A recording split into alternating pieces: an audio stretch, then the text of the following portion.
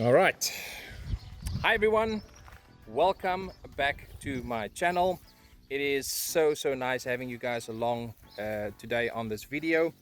Gonna be honest with you, I need this video today to clear my head. I've been through quite a bit of an ordeal for the last couple of days. For those who do not know, my wife and my son was in a horrific car crash. They are alive, they are still with me, but I'll speak about the accident and all those kind of details later in this video. Let's speak about what we are going to do today. I brought along one of my favorite guns, the good old Fx Panthera. I'm going to speak about how well this gun has held up in this time that it's been on the market. We're going to speak about maintenance, we're going to speak about things that have gone wrong, gone right, we're going to speak about tuning, we're going to speak about all the things of the Fx Panthera, and of course I'm going to educate you the best I can. I'm going to give you some advice, I'm going to help you, I'm going to give you tips and tricks, and of course we're going to do some hunting as well, because I need to take out my frustration, and that's what's going to help for today. And smashing some birds on a farm with a nice gun is definitely going to help me out as well. So without further ado, let's jump straight into it and let's get going. You will see that this is the standard Fx Panthera. I've got a normal Ronin silencer on here, but I did bring a Sumo silencer as well. Reason for this is I usually use the silencers in the front to check if I can get better accuracy. First off, silencers, I'm going to test both of them and see which one does the best.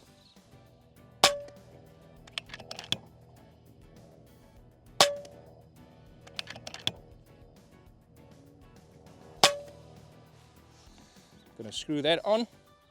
Let's check the grouping right now.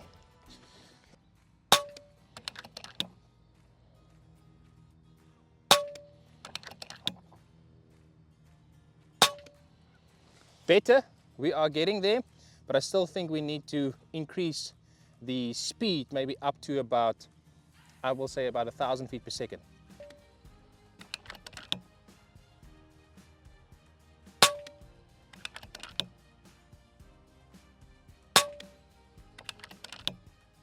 So that was with the Ronin silencer at 980 feet per second. Then I put the Sumo silencer on, and straight away it started to tighten up. Then from there, what I've done is I've increased the speed then from 985 to about 1,000 feet per second. And we went from that group all the way to those 5 up there. I'm not going to keep on tuning the gun because that is still good enough for me to hunt today. This is not a target shooting gun. It's only a gun that we're going to use for shooting pigeons and doves and starlings or whatever we get today. I'm happy with that. That's where I'm going to leave it. Let's see if we can go smash a couple of birds down just to get things going. So I've climbed through the fence now. I'm going to get a position on this post over here. I do not have a clear view, but I know the slugs are strong enough and it will push right through those little twigs. So stay with me. Let's do this. Slug in. Get the camera rolling.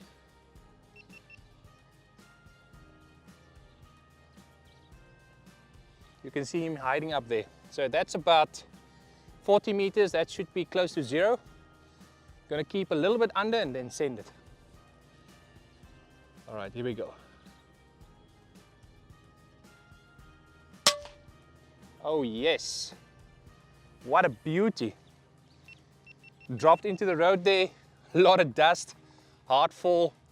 I just put the aim just behind the neck again, a little bit lower part, because I know I'm shooting upwards. When you shoot upwards, keep your aim lower down, because the slug or the pellet tend to go higher usually. There we go. I'm going to turn on the camera for you guys so you can see. There we go. You should see him or her now. All right, let's send it.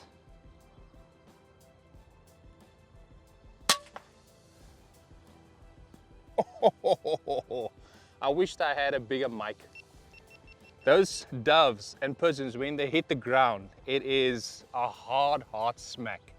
But another one went down, perfect. That range was around about zero range. Again, I kept it a little bit lower between the shoulder blades. It didn't even open up its wings, it just went straight down to the floor. I see some more birds down there, so let's take a walk. Okay boys, I've got another dove sitting up there. Kevin can just show you down there on the wire quickly where that dove is. All right, so bring the camera back to me. Sandbag, gonna put the sandbag nice and steady on the pole. Give it a slap or two just to get the sandbag settled down. Gun in the post, and now the gun will sit at ease. No problems, steady, still. That's the way you want it. Quickly gonna check the range on that dove there. 63 meters, that's 0.8 to 0.9 up. I'm gonna give it 0.9. Okay, I'm gonna turn on the camera for you guys so you can see. All right, here we go. Gonna keep just dead straight, there's always no wind. Oh yes, as easy as that. This gun is just insanely accurate with these H&N slugs. If you follow this procedure, this gun will sit down very steady on the post every single time. Remember, when you put the sandbag down, give it that slap, you know, that slap. Let me have a seat. Everything looking fine, Kevin?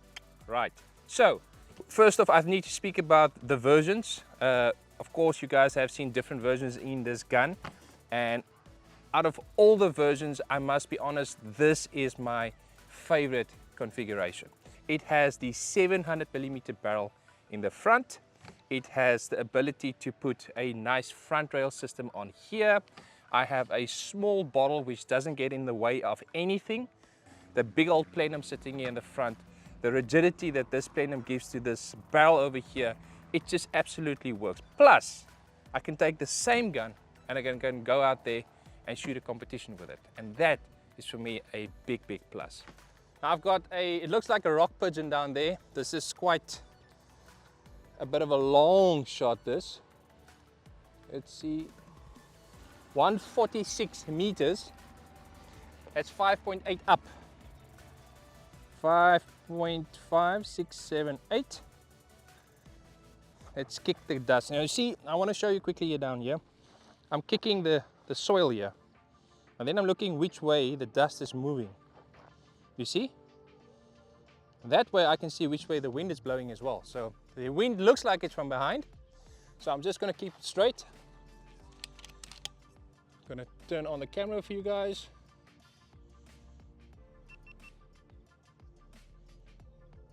Ooh, a lot of mirage down there.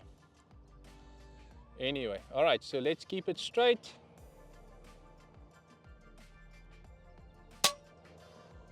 Nope, that doesn't work. I do see some movement in the mirage down there. So it looks like there's a bit of a push from left to right as well. So let's see. Gonna keep it a half.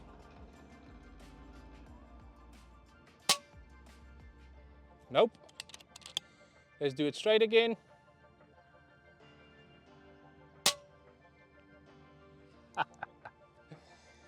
Perfect, perfect, perfect. Now, what could have happened in this incident is that the first time my wind call was actually correct, and the first time it could have been my own error of missing. The second time I shot, it could have been that there was a push from the left to the right in the wind, because I could see that the mirage did change a little bit. And then I came back to my original thought, you know, the process which I looked at, and kept it straight again, and it made a perfect shot.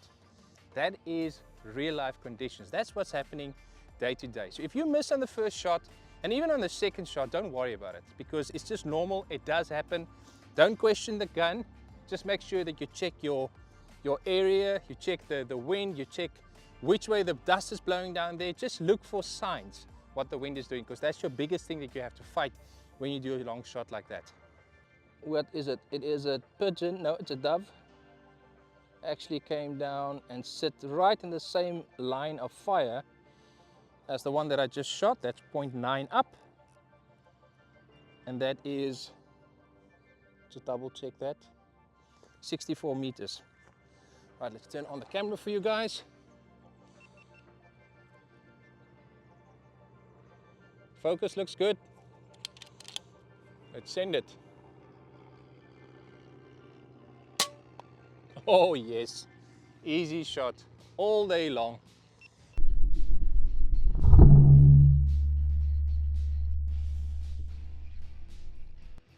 All right, there's a tractor coming. Hopefully they're not going to fly away. I'm going to just ask this driver quickly to slow down. Luckily they do know me very well on the farm here. I'm going to quickly get a range because I don't want to keep them up. Okay, yeah, it's about the same distance. Camera on.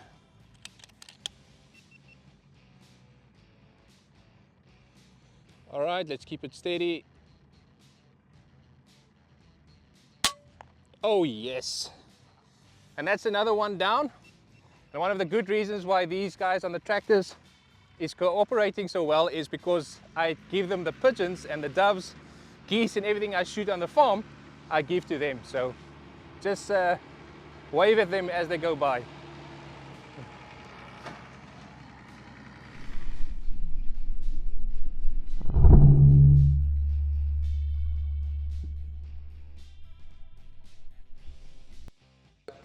So I just want to show you guys this beautiful owl that stays inside the shed over here. Actually there's two of them, it's a pair. And they've been staying in this shed for many years. I'm going to actually quickly show you where their nest is. If I move the camera down there, you can see that the farmer has put a small little nesting system for them up there. And they've been staying in that nest for a very long time and been breeding in that nest for a very long time as well. Now, of course, the benefit of having an owl, or shall I say more than one owl on your farm, is that they fly around, catch the mice, rats, and all the other little critters that is not supposed to be around the farmyard. All right, so we've moved inside a little shed here on the farm. It is really starting to boil out there. And while we're inside here cooling off a bit, I want to discuss the maintenance on this Fx Panthera over all this time that I had these guns. I caused a lot of leaks on this gun myself. The first thing that I did wrong was of course, when I removed this barrel and I've inserted this barrel again, I didn't do it the proper way. And that is where I got my very first leak on my Fx Panthera. Those leaks were inside this block. There's two O-rings that sits inside there. And what I did wrong is I actually pushed the barrel too fast past those O-rings and I managed to damage them, and that is where the gun started to leak. The second leak on this gun was when I took the valve housing apart and when I reassembled the valve housing. Now, there is a method to gas up this gun the correct way when you degas this gun, and that is of course taking a small little Allen key or small little pin and pushing your little valve that sits at the bottom here. You're pushing the valve all the way back into the valve seat, and then only you can air the gun up, because if you tend to leave the valve in the front position, what's going to happen is the gun is not going to air up. The air is just going to flow past the valve, and of course it's going to leak out the barrel. So that was the second thing I did wrong on my Fx Panthera, and that caused another leak. Other than that, I didn't have to do anything to this gun after that, because the gun has been built in such a way that it will last. For maintenance, not a lot. I think this is one good solid gun when you're going to buy it, of course. I don't know if you hear that, but the crows, look up there, just check there. Telling you I've got an itchy trigger finger. But anyway, come back here, Kevin. Let's rather just concentrate on the doves, otherwise I might do something wrong here. Okay, let's get focused. There's our little dove down there. Let's turn on the camera for you guys. You see, GoPro. Okay, let's get that in our crosshairs. Oh yes. Kabang. And it falls into the road with a big bang. And one of the big reasons why the crows is up here is because they are very clever. They have recognized my truck already. They know when I'm coming. And usually when I come down there, there's a lot of birds going down. So they're just waiting for opportunity. And I promise you, I can literally walk back to the truck, put my gun away, and they will be in the road at the side of that dove and start chewing away on it. So, yeah.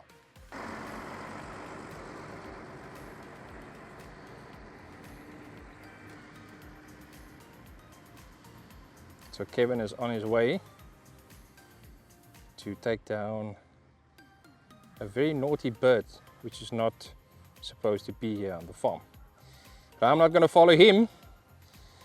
I've got doves to collect. Let's just see, they're in the road, well, next to the farm road over here. There we go. That is the first one. Very nice, healthy doves on this farm, eh? They're well fed, so let's just pick this one up. And the other one is over here. Also nice and healthy. Oh, Kevin smoked that one. I can hear that smack. So there's two of them over here. I'm going to actually just take them back, all the way back to the truck, get them into the cooler box ASAP. We're going to keep on going. I've got some doves up on a tree here, and I see another two of them coming in. Kevin can show you there quickly. I'm going to take position over here. There we go. Put my sandbag down. Give it a bit of a slap. Come on. This pole is falling forwards, so it's not the best of places to shoot from, but it will work. Good at distance, 67, that's one up. And if I say one up, I mean 1 mil up. Okay, let's get it dialed. Focus is good. I'm going to turn on the camera for you guys. Now you will see there is one left, one at the top, and another two to the right. So what I'm looking for is the best line of sight. That one is turning around, that one is hidden behind the tree branch, but these two is nice and open, so I'll go for one of them. So I'll go for the right side. There's a wind from behind, I can feel it on my face, well, on my neck. And let's send it. And smack. Line of sight, very important. Make sure when you aim at a bird or any target or any animal that you have a beautiful picture of him when you can take aim on. Like I showed you, the first two was not the best of option, but the last two was the best option. Open, nothing covered, nothing was from the side, so I know if I go a little bit high, a little bit low, there will still be a knock, and that knock will be hard enough to take down my bird, of course. So a little bit of advice there for you when you take aim. Okay, we're inside here again, and the one thing that's worrying me now is I've got the owl right above me now, and I don't know if he's cleaned out his stomach yet, and it's going to be very funny for you guys if crap is going to fall on my head while I'm filming, but it's not going to be funny for me. So keep your hole closed. Yes, you. Keep your hole closed. All right, let's not speak about holes anymore. Let's rather speak about the Fx Panthera and the way that you tune it to get the best performance out of this gun. To get the best performance out of a slug gun with a very big plenum, you need to push up the reg pressure quite high. Slow moving air through this gun is not a good thing. So what you want to do is you want to push up your pressure anything between 150 to 180 bar. Now when you have a high pressure like this, when the hammer hits the valve, that pressure and that air is going to move very fast past the valve into your breech, and that's going to go out the barrel and push that slug very quickly through this whole system, creating a much better harmonic wave through your system. And believe me, you will then get much better accuracy as well. And another big thing is the gun is going to be more effective on shot count as well. That is something that makes this gun tick. Once you've set that reg pressure, it's actually very simple from there. From there on, you just dial your little knob here on the side for the hammer spring tension and get your speed that you want to shoot. Speeds for slugs, anything between 900 to 1,000 feet per second.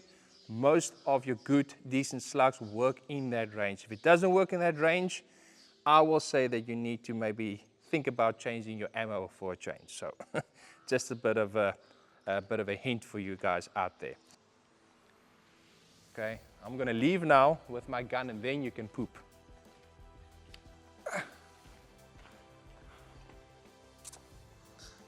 Let's go, let's go. Nice little pole over here. Get my gun positioned. Big advantage when you're tall. Then you can take a kneeling position like I'm doing here. If you're not tall enough, then unfortunately you have to stand and lean forwards, and that's very uncomfortable. But yeah, 65, that's one up. Let's do one up. Turn the camera on. Forgot to turn off the camera again. Well done, Gerard. Here we go. Camera back on again.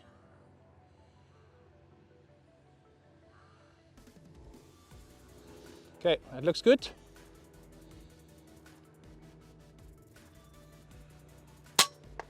Oh, my word. That slug smashed that dove. Nice little smash from the side.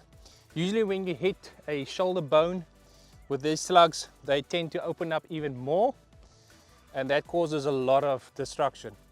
And as you guys saw there by the footage, there was a lot of bits and pieces that was flying all over the place.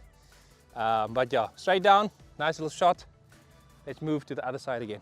Okay, I'm gonna just check how much pressure I've got in here. It's about 190 bars, so I'm still good to go. Like I said, my rec pressure now currently is about 156. And I do see some doves in that bush. Now this bush, just to show you guys, this bush is one of the most favorite bushes, bushes for these doves to actually hide in when it's hot like this. I see the starlings also bear to go in there. Just show them down there and see if you can zoom in there. In the top, you will see a small dark silhouette of a pigeon sitting up there. And I think if you move downwards at the bottom left of that bush, or shall we call it the tree, is another dove sitting in there. So they like to hide up there. But unfortunately for them, I'm here and my good friend the farmer do not like them to be here. So I'm going to take him out. There's the one up there. And there's another one hiding at the bottom over here. And I think let's do the top one over there because it's sitting nice and pretty. Oh, nice. Oh, yes. Wait, the other one is still sitting. Oh, stupidity. Come on. First, your mate gets knocked down from the branch like literally 1 yard from your head. You're sitting there like an idiot. And the next one, I mean, I would have flown away. That second dove was just completely stupid. But another 2 down. Very happy about that. Let's just turn off the camera because GoPros and hot sunny days like this do not work together. I think I mentioned in the previous episode as well, but these GoPros in hot weather like this, be careful.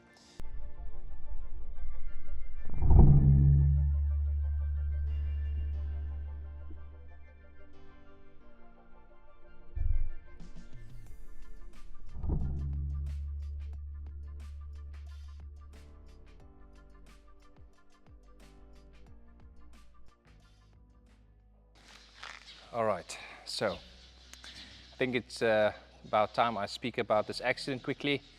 It's not really easy to speak about it, but it's a good thing to speak about it. So a couple of days back, my car dealer actually gave me a call. He said to me, I can come and fetch my bus. I went to the dealer to go get it and brought it back home. I still remember my son seeing the bus for the first time because he was very excited. You know, he's 7 years old. We took a nice little picture in front of the bus. I'll show you guys quickly. And yeah, it was just a joyful occasion because, you know, my family, all of us was looking forward to this vehicle because we wanted to take it out for family vacations, all that kind of stuff, because we don't have a lot of off time as well. I tend to work basically 365 right through the year, so it's rough. But anyway, Coming back to the story is after I left the bus there at home, I had to leave to go for appointment, and my son told my wife that he wanted to take a ride in the bus because he's excited, and my wife needed to go fetch my twin boys from my mother's house because the boys was over there. And yeah, it turned out to be a very, very bad afternoon. About an hour after I left, they left the house with a bus and they drove through a intersection on a green light, and a taxi driver was speeding down the other side from the side and basically just ran through a red robot at an extreme high speed. My guess is, if I had a look at the footage, about easily almost like 100 kilometers an hour, and that taxi driver just smashed straight into the side of our family bus with my wife and my son in it.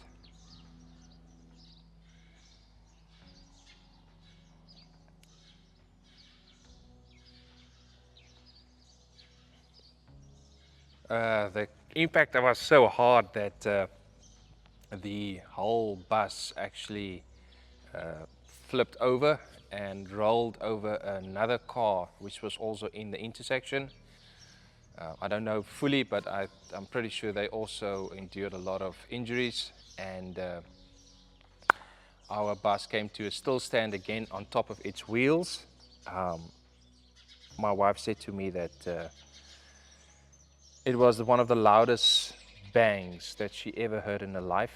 Her ears were ringing and she was totally in shock, and the only thing that she could think about is, of course, our son, because he was at the back of the bus, sitting in the second row from the back, right at the side where this other bus actually collided into them.